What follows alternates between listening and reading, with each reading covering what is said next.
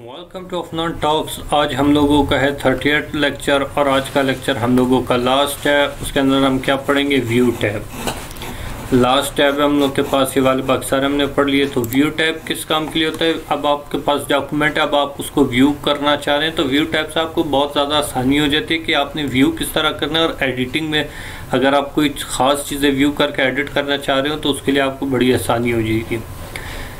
तो देखिए view tab आप ओपन करें, मेरे पास डॉक्यूमेंट है। इसके अंदर सबसे पहले है रीड मोड। अगर आप कोई बुक वगैरह पढ़ना चाह रहे हैं, अगर आप बुक प्रिंट करवाना चाह रहे हैं तो रीड मोड से आप ये देख सकते हैं कि मेरी बुक किस तरह से प्रिंट होगी। ठीक है, अब ये है रीड मोड, बुक मोड।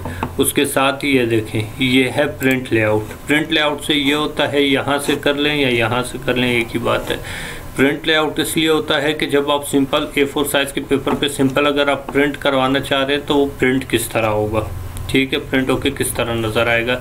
अब रीड मोड, बुक मोड के अंदर एक ये भी था, जब आप बुक पे वो करवाते हैं, प्रिंट करवाते हैं तो उसके लेफ़्ट साइड पे आप चाहते हैं मैं ज़्यादा स्पेस दूँ तो स्पेसिंग किस तरह ज़्यादा करते थे, उसकी एक अलग वीडियो है, वो आप देख लेना कि यहाँ पे ऊपर मार्जिन होता है, उससे हम आगे करते हैं। चलो मैं आपको इधर ही बता देता हूँ। ये देखें, जैसे आप बुक प्रिंट करा रहे हैं ना तो सिंपल आप व्यू में इधर से रूलर्स करें, रूलर्स आ जाएंगे। उसके बाद ये देखिए ना ऊपर से पकड़े ना नीचे से पकड़े, बिल्कुल दरमियान से। ये देखिए जो दरमियान से आप पकड़ेंगे ना ये डबल एरो टाइप आ जाएगा। ये देखिए ये जो आया तो किधर की थोड़ा मुश्किल से आता है। ये देखिए इसको आगे करनी, ये देखिए यहाँ से आप ये वाला कर सकते हैं अगर आपने जो है बाइंडिंग वगैरह करानी होती है, और इधर से भी आप कर सकते हैं। नहीं ये थोड़ा सा ऊपर से, ये देखिए तो इधर से इस तरह से जो हम बाइंडिंग के लिए स्पेस ज़्यादा करते थे। दूसरा प्रिंट लेआउट पढ़ लिया। तीसरा है वेब लेआउट। वेब लेआउट ये है कि अगर आप अपना डॉक्यूमेंट वेबसाइट पे डालना चाह रहे हैं तो वेबसाइट पे वो किस तरह नज़र आएगा, तो उसके लिए होता है वेब लेआउट, ताकि आप पहले उसका लेआउट देख लें उसके बाद आप अपलोड करें तो आपको आसानी रहेगी। ये देखें वेब लेआउट इस तरह का आपको नज़र आएगा जब आप अपना डॉक्यूमेंट वेब के ऊपर डाल देंगे। ठीक है, इस तरह आपको उधर लोगों को नज़र आएगा। तो अपलोड करने से पहले आपको अपने डॉक्यूमेंट का पता लग जाता है कि मेरा डॉक्यूमेंट किस तरह नज़र आने वाला है। तो वेब लेआउट से हम वेबसाइट पे डालने के से पहले देख लेते हैं कि हमारा डॉक्यूमेंट किस तरह नज़र आएगा।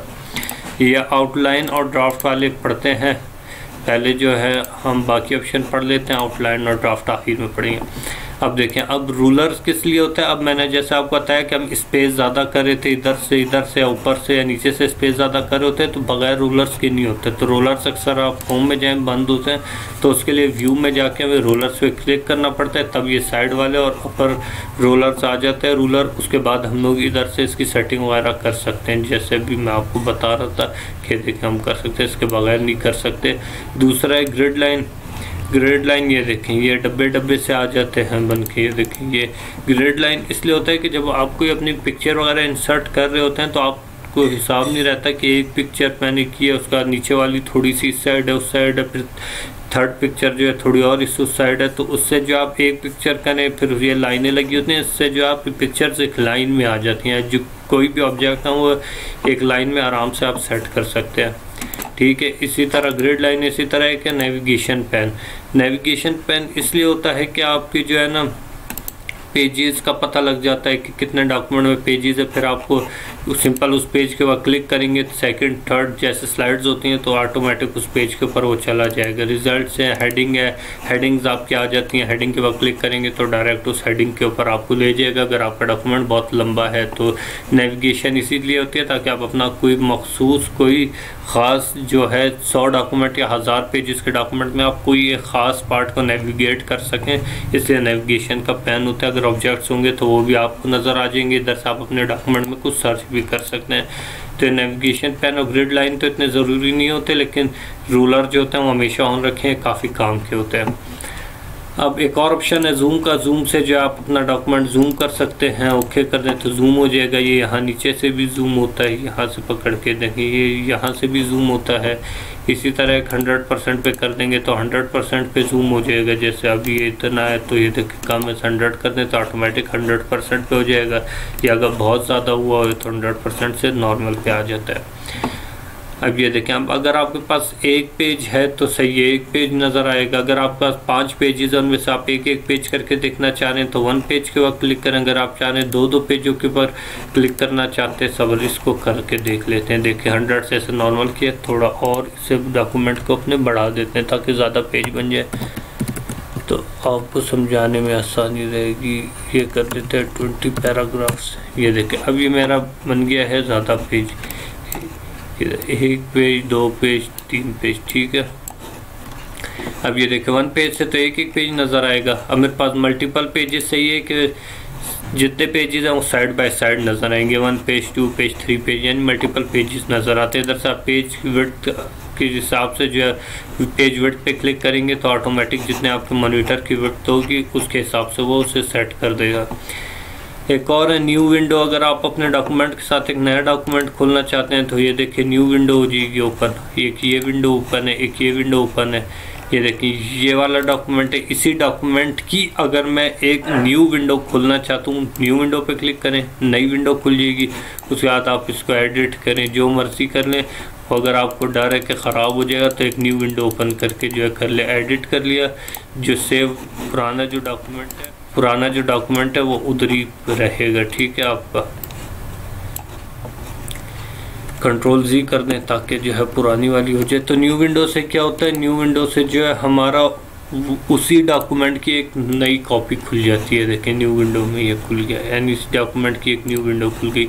अब अरेंज ऑल कर देंगे तो ये देखिए अरेंज हो गई सारी विंडो। पहले वो एक विंडो, फिर दूसरी विंडो, यानी एक के बाद एक विंडो जो है वो अरेंज हो जाती है। New window, arrange window. अब तीसरा है स्प्लिट। स्प्लिट से आपका क्या फ़ायदा होता है, रिमूव स्प्लिट करते हैं। स्प्लिट से फ़ायदा होता है, अब ये देखें आप इसके बाद चाह रहे हैं मैं इसको स्प्लिट कर दूं। आपका डॉक्यूमेंट स्प्लिट नहीं होता। स्प्लिट से जो है आपका व्यू स्प्लिट होता है। फिर आप एक ऊपर आपका डॉक्यूमेंट आ जाता है, एक नीचे, उसके बाद आप दोनों को मैच कर सकते हैं। अब आपके पास 500 पेजेस का एक डॉक्यूमेंट है। अब आप पेज 1 को इधर देख रहे हैं, कंपेयर कर रहे हैं पेज 100 से। अब पेज 1 पे आप हैं, उसके बाद आप इधर साइड से नीचे जाएंगे, पेज 100 पर जाके देखेंगे, फिर पेज 1 पे आके देखेंगे, फिर पेज 100 पे। तो इस तरह से कंपेयर नहीं करते। सिंपल हम क्या करते हैं, हम पेज 1 की जो चीज़ कंपेयर करनी है उसको यहाँ माउस रख के स्प्लिट कर देते हैं। वो देखिए विंडो स्प्लिट हो गई। अब ये देखिए यहाँ से आप निकाल लें नीचे वाली विंडो से पेज 100 और यहाँ से आप निकाल लें पेज 1। तो आप ये साइड बाय साइड रख के कंपेयर कर सकते हैं पेज 1 और पेज 100 को। ये इस काम की होती है स्प्लिट विंडो, ठीक है। इसको रिमूव, प्रिंट वगैरह में नहीं आती है, खाली आपको कंपेयरिंग में आसानी करती है।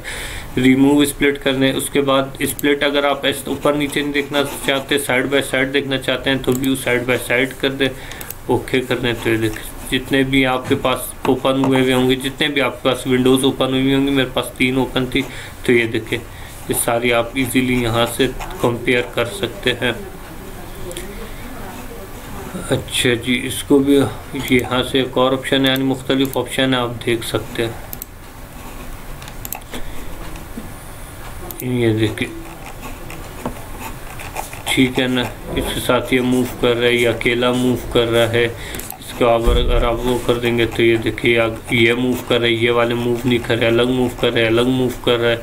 इसी तरह इस पर क्लिक कर देंगे तो ये यानी अलग अलग ऑप्शन है हर काम के लिए। इसको हम जल्दी से बंद कर देते हैं और स्प्लिट विंडो को भी ख़त्म कर देते हैं। अब एक और है स्विच विंडोज़।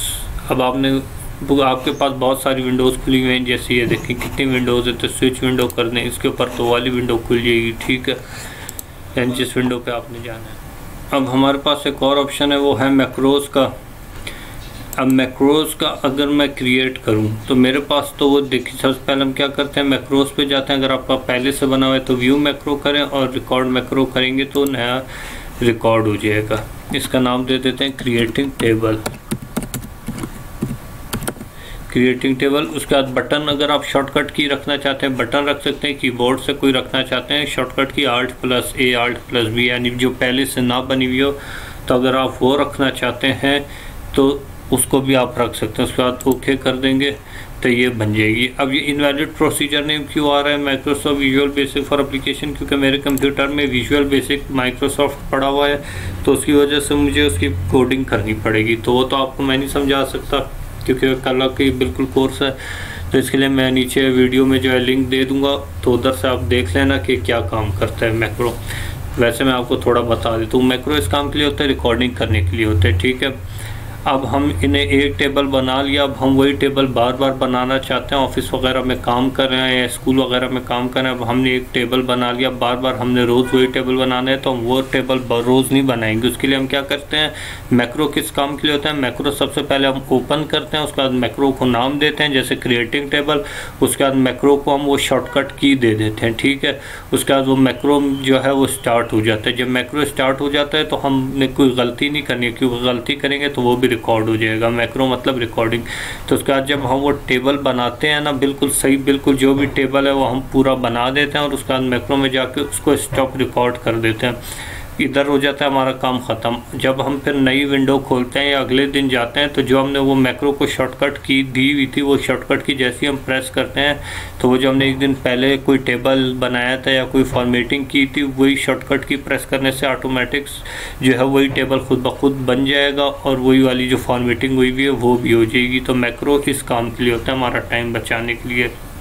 तो इसका मैं नीचे डिस्क्रिप्शन में जो है लिंक दे दूंगा, आप उस पर क्लिक करेंगे तो वीडियो चल जाएगी इसकी मैक्रोज़ वाली, कि मैक्रोज़ कैसे काम करता है, ठीक है।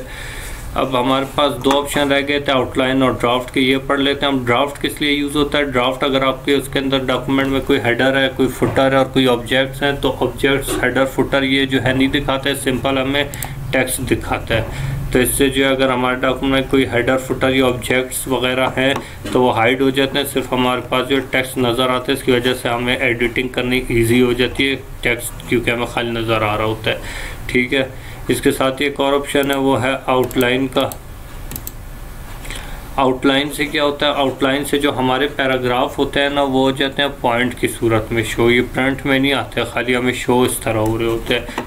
अब ये देखें, एक पैराग्राफ, दो पैराग्राफ, तीन पैराग्राफ, यानी जितने भी पैराग्राफ हैं, ये जो सारे पैराग्राफ पॉइंट की शक्ल में आ गए। तो इससे हम पैराग्राफ को इजीली सिलेक्ट कर सकते हैं। ये देखें, यहाँ से हम नीचे पैराग्राफ जिस पे जाना है, यानी अपनी मर्ज़ी के कोई भी पैराग्राफ को हम इजीली एडिट कर सकते हैं। उसके बाद इसका टेक्स्ट वगैरह चेंज कर सकते हैं, ठीक है। इस काम के लिए होता है। शो टेक्स्ट फॉर्मेटिंग से जितनी फॉर्मेट हुई वो नज़र आ जाएगी। शो फर्स्ट लाइन करेंगे तो और पैराग्राफ की फर्स्ट लाइन शो होगी, बाकी नहीं होंगे, ठीक है। शो लेवल्स, लेवल्स मतलब है कि अगर लेवल्स आपके पास बने हुए, मेरे पास तो नहीं बने हुए, तो ऑल लेवल्स कर देते हैं, लेवल्स सारे आ जाएंगे, ठीक है। इसी तरह है ये हमारे पास आउटलाइन का एक बहुत ही ज़बरदस्त काम है। आउटलाइन का जो मेन काम होता है वो ये होता है कि अगर आप कोई बुक बना रहे हैं या आपके पास कोई डॉक्यूमेंट्स पढ़े हैं अलग अलग, यानी वर्ड की एक फ़ाइल पढ़ी है चैप्टर 1, फिर चैप्टर 2 दूसरी फाइल में है, चैप्टर 3 तीसरी फाइल में, आप उन सारी फाइलों को आपस में आप किस तरह से मर्ज करेंगे, ठीक है। तो सारी फाइलों को मर्ज करने के लिए क्या काम हम करते हैं, हम सिंपल करते हैं, एक इसको क्लोज कर देते हैं, एक नया डॉक्यूमेंट खोलते हैं ताकि आपको पता लग जाए, न्यू डॉक्यूमेंट हो जाए। अब ये देखिए, व्यू में जाए, व्यू में जाने के बाद आप किस में जाएँ, आउटलाइन में। आउटलाइन में अब मेरे पास बहुत सारे चैप्टर है, चैप्टर 1, 2, 3, लेकिन वो अलग अलग वर्ड की फ़ाइल में सेव है। तो हम क्या करेंगे, शो डॉक्यूमेंट, शो डॉक्यूमेंट पे क्लिक करने के बाद इंसर्ट करेंगे। इंसर्ट कौन सा डॉक्यूमेंट, एक ये वाला डॉक्यूमेंट है, ओपन, ये देखें ये आ गया एक डॉक्यूमेंट। नीचे फिर इंसर्ट करेंगे, फिर कॉपी पेस्ट, ये देखें न्यू डॉक्यूमेंट आ गया, नए खुलते जाएंगे सारे जो है डॉक्यूमेंट फाइल। ये कोई है, ये नहीं, खाली डॉक्यूमेंट है, तो इसको हम कर देते हैं डिलीट, इंसर्ट कर देते हैं, कोई और ले आते हैं। कौन सा डॉक्यूमेंट, वर्ड का डॉक्यूमेंट, चलिए दोबारा से ले आते हैं, ओपन। ये देखें अभी मेरे पास 3 डॉक्यूमेंट बन गए, ठीक है। तो ये ऑटोमेटिक क्लोज व्यू करें तो ये देखें, ये पहली वर्ड की फ़ाइल थी। ये पहला पेज हमेशा ब्लैंक आता है ताकि आप कवर पेज बना सकें, ब्लैंक। ये पेज 2 देखें, कॉन्फिडेंशियल 1 फाइल, ये चैप्टर 2 दूसरा फाइल, ये तीसरी फाइल, सही है। तो इस तरह से जो है हम मास्टर पेज के ज़रिए हम आराम से जो है आउटलाइन में जाए, मास्टर डॉक्यूमेंट के ज़रिए हम इजीली जो है अपना डॉक्यूमेंट क्रिएट कर सकते हैं। अगर अलग अलग वर्ड की फ़ाइल में पढ़ा हो तो उसे मर्ज करके एक ही बना सकते हैं। जैसे बहुत सारे चैप्टर हैं, उन्हें एक ही डॉक्यूमेंट फ़ाइल में लाना चाह रहे हैं अलग अलग फ़ाइल से, तो इससे हमारे लिए इजी हो जाता है ज़्यादा। आप इसे कैंसिल करें, इसे सेव कर देते हैं, सेव कर देते हैं मिक्स डॉक्यूमेंट, सही है।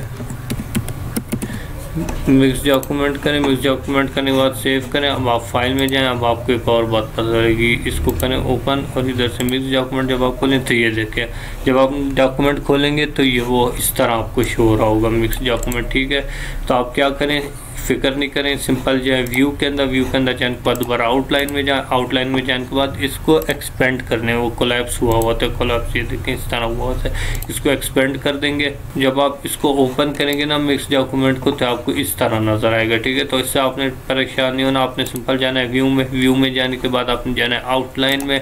आउटलाइन में जाने के बाद इसको एक्सपेंड कर देना है, वो कोलैप्स हो जाता है तो इसको एक्सपेंड करेंगे तो देखें आप फिर से नज़र आने लगेंगे। क्लोज व्यू कर दें। क्लोज व्यू करने के बाद जब आप इसे प्रिंट कराएंगे तो 1 2 3 चैप्टर सारे आपके जितने भी चैप्टर हैं वो प्रिंट हो जाएंगे। अलग अलग फाइल थी वर्ड की, लेकिन अब हमारे पास एक ही फाइल बन गई है। तो ये थे सारे आउटलाइन व्यू, ड्राफ्ट व्यू। तो इस तरह से जो है हम इजीली अपना डॉक्यूमेंट एक जगह पे ला सकते हैं। और ये था हमारा लास्ट लेक्चर। हमने ये सारे होम, इंसर्ट, डिज़ाइन, आउट, ये सारे के सारे टैब जो हमने पढ़ लिए वर्ड के। अगर आपको कुछ भी इनमें से और समझना है या समझ नहीं आएगी है तो कमेंट बॉक्स में जो है कमेंट कर दें तो मैं आपको बता दूंगा। और साथ में ये भी बता दें आपको वीडियो सारे लेक्चर्स किस तरह के लगे, और बेल के आइकन को प्रेस कर दें ताकि अगर कोई अगली वीडियो बनाऊँ तो वो भी उसका नोटिफिकेशन आपको मिल जाए, और चैनल को सब्सक्राइब कर दें।